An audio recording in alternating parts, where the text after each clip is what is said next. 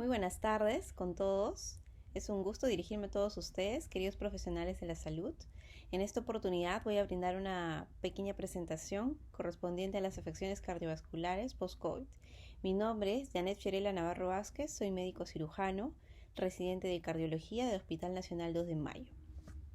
Voy a empezar hablando de la agenda.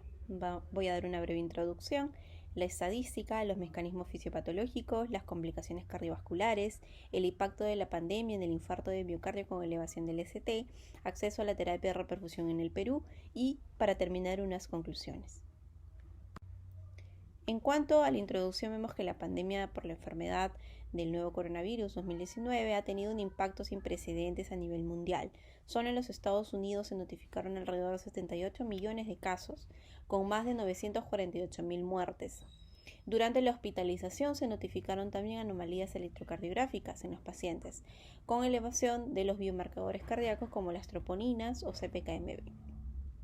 Dentro de las complicaciones más frecuentes se presentaron la injuria miocárdica, arritmias cardíacas, miocarditis y trombosis. Esta es una revisión de la Sociedad Americana de Cardiología de este año, un consenso de expertos sobre las secuelas cardiovasculares del COVID-19. En cuanto a la estadística, esta es una revisión del 2022 por Wang debido a las afecciones cardiovasculares a lo largo del tiempo.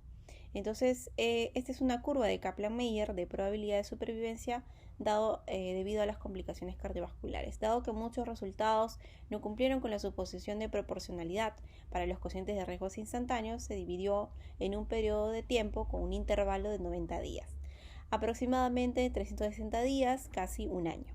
Entonces vemos dos grupos, el grupo afectado por el COVID-19 y el grupo control. El grupo afectado por COVID-19 tuvo menor probabilidad de supervivencia, vemos que es el grupo de color fucsia, menor probabilidad de supervivencia que el grupo control que no estaba afectado por el COVID-19. ¿Cuáles son los mecanismos fisiopatológicos por el SARS-CoV-2? Vemos que genera un daño vírico directo en el ser humano, generando activación del sistema inmunitario. Esto genera múltiples mecanismos en los cuales hay afección.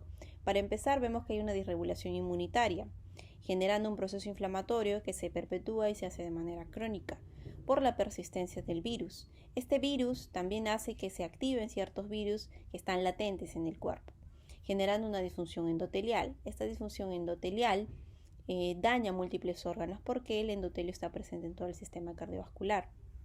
Hay una disregulación de tipo metabólica, pérdida del acondicionamiento por el reposo prolongado en cama, y esto hace que el paciente, cuando ya pase la parte aguda de la enfermedad y quiera rehabilitarse, pues es un poco más complicado y largo el proceso de rehabilitación. Hay una disregulación del sistema autonómico y una disfunción mitocondrial. Entonces los síntomas que ya todos conocemos por sistemas básicamente son: a nivel neurológico, dificultad cognitiva, la cefalea, alteraciones del sueño. A nivel otorrinolaringológico vemos que hay pérdida persistente del olfato, pérdida persistente del gusto, la disfonía, el dolor óptico, la pérdida de la audición y el tinnitus. A nivel cardiovascular vemos que son las afecciones más frecuentes: la taquicardia, palpitaciones, dolor torácico, disnea de esfuerzo, intolerancia al ejercicio. Funcionalmente vemos que el paciente presenta dolor muscular de manera crónica, neuropatía, fatiga y malestar tras el ejercicio. ¿Cuáles son las complicaciones cardiovasculares post-COVID en los pacientes no vacunados? Vemos que la complicación más frecuente fue la miocarditis, con un hazard ratio que llega a 4.5, es decir, 4.5 veces de mayor probabilidad de presentar esta afección por la infección de SARS-CoV-2 en un paciente no vacunado. Vemos que también encontramos el infarto de miocardio como una de las afecciones más frecuentes. Tiene un hazard ratio de 2, es decir, 2 veces mayor probabilidad de presentar esta afección por la infección SARS-CoV-2. La arritmia cardíaca. ¿Qué arritmia cardíaca estuvo más presente? La fibrilación auricular y el flutter, que también se presentaron con bastante frecuencia, casi en 2.5 de probabilidad de presentar esta afección por el nuevo coronavirus. Y por último vemos a la cardiomiopatía isquémica, como llegando casi a un hazard ratio de 3, como una de las afecciones más frecuentes por la infección del SARS-CoV-2. La taquicardia Bueno, vemos que la taquicardia, esta es una revisión por la Sociedad Americana de Cardiología también de este año, en donde se ven las secuelas post-infección por el SARS-CoV-2. Entonces, un posible mecanismo que se ha atribuido a la intolerancia, es la intolerancia al ejercicio y la taquicardia excesiva por el COVID-19, es que se debe a ciertos factores, ¿no? La gravedad del COVID-19, como sabemos, tiene varios grados. Uno de ellos es que sea asintomático, el paciente no presenta sintomatología. Otro es que se presente una enfermedad leve, lo otro es moderado, otro es una enfermedad grave y una enfermedad crítica, ¿no? Que te lleve a estar en una unidad de cuidados intensivos. Ahora, hay ciertas características del ser humano, por ejemplo, la susceptibilidad. ¿En qué pacientes hubo mayor susceptibilidad de presentar esta taquicardia? Generalmente fueron mujeres.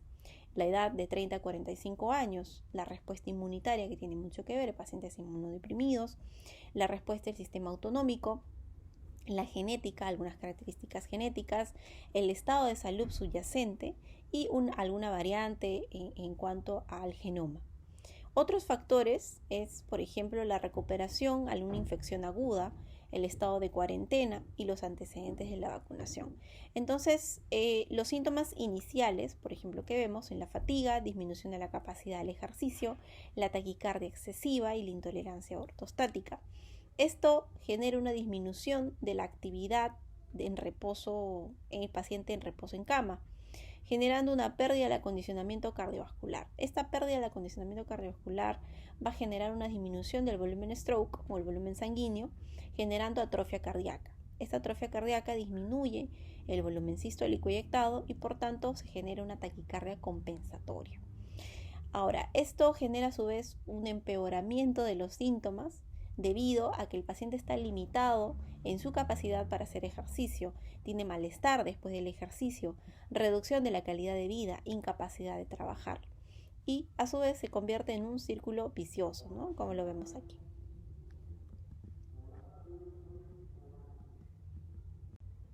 ¿Cuál ha sido el impacto de la pandemia COVID-19 sobre la atención del infarto de miocardio con elevación del ST del Perú? Esta es una tabla gráfica de barras que corresponde a una revisión por el doctor Piero Custodio Sánchez que realizó en el año 2020, titulada Impacto de la pandemia por COVID-19 sobre la atención del infarto de miocardio con elevación del ST en el Perú. Entonces, este fue básicamente en enero, desde febrero a enero aproximadamente, hasta abril del año 2020. Se registraron 123 casos de infarto de miocardio con elevación del ST en un registro que se hizo, ¿no? Que se tituló PERSTEMI. Estos pacientitos fueron atendidos en 9 centros de la ciudad de Lima y 6 centros al interior del país durante el estado de emergencia por el COVID-19 en el periodo post-COVID, donde se evidenció una importante disminución del número de casos con elevación del ST reportados en relación al periodo previo, lo que contribuye a una disminución del 59%. Entonces, previo al estado de emergencia se presentaron aproximadamente 87 casos y posterior al estado de emergencia 36, una reducción del 59%. Esto no significa que los pacientes no hayan tenido infarto, sino simplemente que los pacientes no podían o no llegaban a la emergencia porque se les impidió debido al confinamiento. Ahora, los pacientes lo entendieron así. Debido al confinamiento, los síntomas debido a un infarto de miocardio fueron relegados, o sea, fueron llevados a un segundo plano debido a la atención de los pacientes por la infección del SARS-CoV-2. Ahora, estas son las características de estos pacientes con infarto de miocardio con elevación de ST antes y durante el estado de emergencia, ¿no? Que se hizo. Dentro de estas características clínicas basales no se encontraron diferencias significativas en cuanto a la edad, el sexo, la presentación clínica, electrocardiográfica entre ambas cohortes. Sin embargo, durante el estado de emergencia se vio que hay una proporción significativamente mayor de pacientes con antecedentes de hipertensión arterial. Eso es lo que vemos aquí, ¿no? Previo al estado de emergencia, pacientes con hipertensión arterial llega a aproximadamente un 44.8%, mientras que durante el estado de emergencia pues se aumentó a un 69%, casi un 70%. Con relación a la dislipidemia, que es otro factor de riesgo cardiovascular, Vemos que esto se mantuvo en el estado previo, mientras que también aumentó. ¿Cuál fue el impacto de la pandemia por el COVID-19 sobre el acceso a la terapia de reperfusión en el Perú? La mayoría de estos pacientes recibieron alguna terapia de reperfusión, sea fibrinólisis o angioplastía primaria. Sin embargo, se observó un menor acceso a ellas durante el estado de emergencia. Vemos que previo al estado de emergencia, ¿no?, el acceso a la terapia de reperfusión llega a un 74%, mientras que este se reduce durante el estado de emergencia a un 67% y baja a un 7%, ¿no?, de acceso a alguna terapia de reperfusión, y aumentó, por tanto, a los pacientes que no tenían acceso a la terapia de reperfusión. ¿Cuáles fueron las terapias de reperfusión administradas a los pacientes del estudio? Alguna terapia de reperfusión previo al estado de emergencia, si bien es cierto, no era muy alto, un 73%, casi un 74%, pero durante el estado de emergencia este porcentaje baja. Si bien es cierto, en el Perú existen muchas brechas, dentro de ellas el acceso a una atención de calidad, a una salud universal.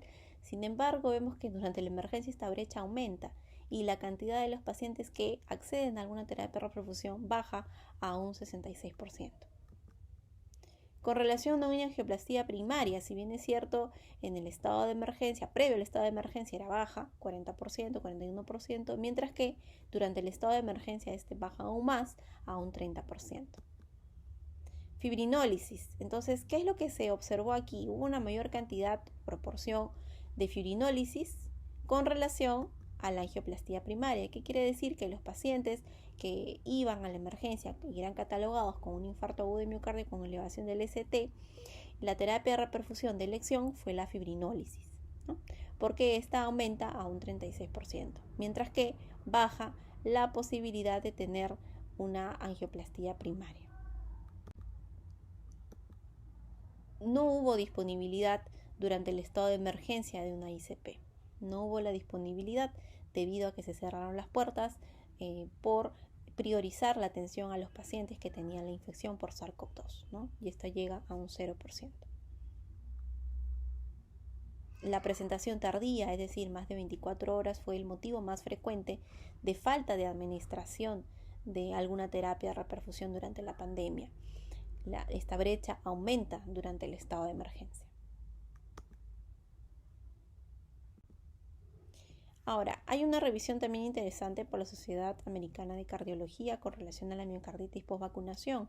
Si bien es cierto, se han reportado muchos casos con relación a la miocarditis post-vacunación, sin embargo, son mayores los beneficios que los riesgos. Esto lo vemos graficado en este dibujo, en esta imagen, en donde se vio la relación riesgo-beneficio favorable de las vacunas por RNM contra el COVID-19.